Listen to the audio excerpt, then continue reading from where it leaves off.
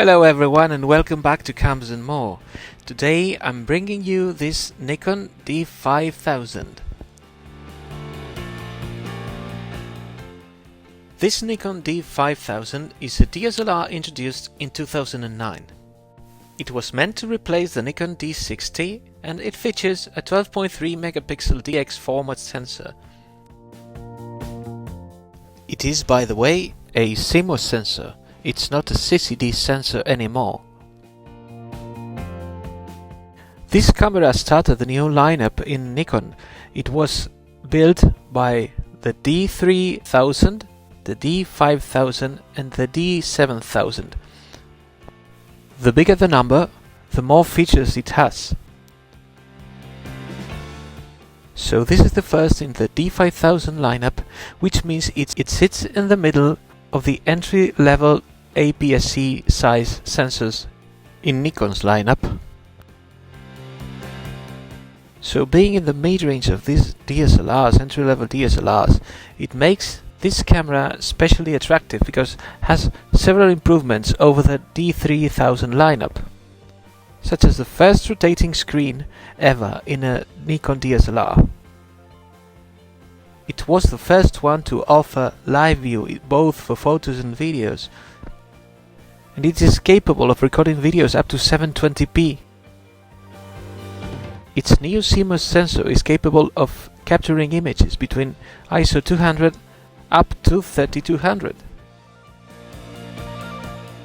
So this D5000 goes one step beyond the D3000 lineup, but stays a little behind the D7000 lineup, being that one a semi-professional camera.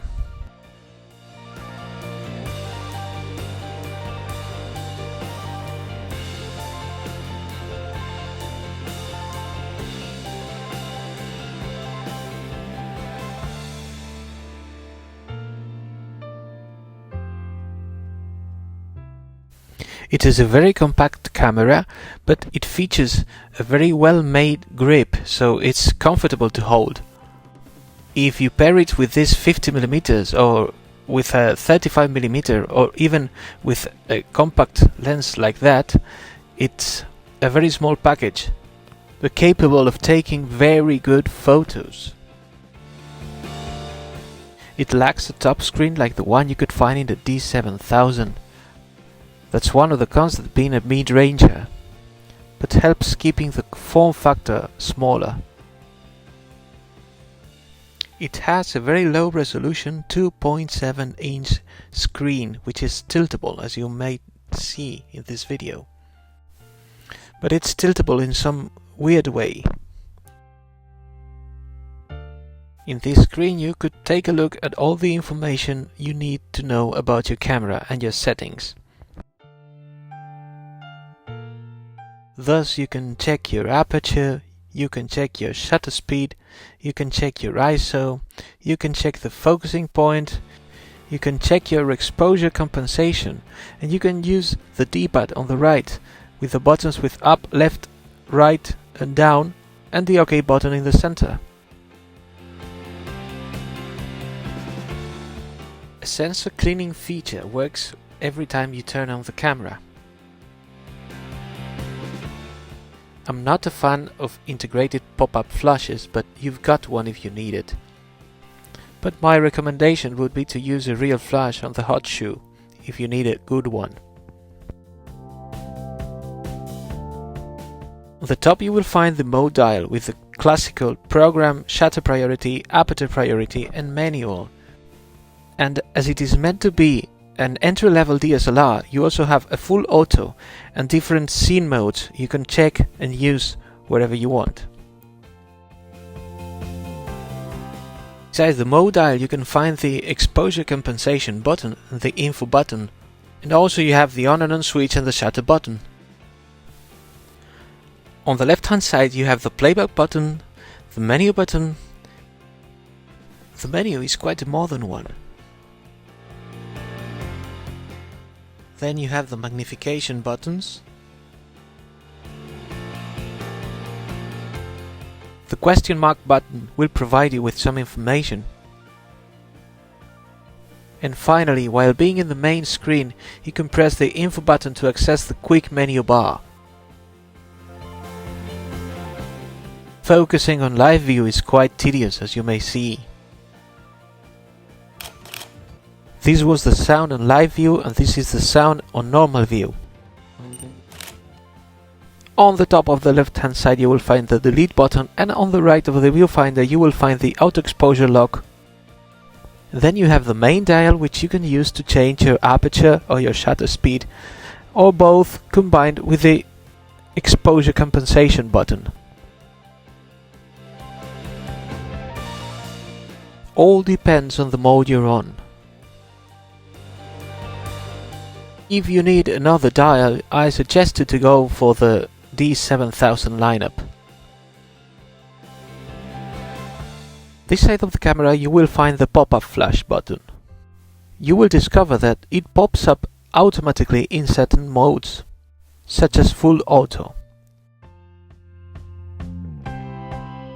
Find the function button, which you can customize for whatever function you need. I normally use it for ISO. If you depress this button and then use it combined with the dial, you can change your ISO easily. There's room for the on and off switch, then the shutter button, and besides that is this headlight to help with autofocus in low light. On the right you'll find the model, and these three dots on the top of the model is the microphone. So finally, is it worth it on 2023? Well, if you're looking for a camera to record video, this is not your camera. Of course it's not your camera. This is one of the first DSLRs to introduce the video feature, and it lacks autofocus. The quality for video is also very poor, reaching only 720p. But for photos, the conclusion changes a lot, because this is a strong player in the used market. You can find this camera used in the market in the range between 80 to 120 euros. Normally body only, so if you find it with a lens, it would be a great deal for such a price.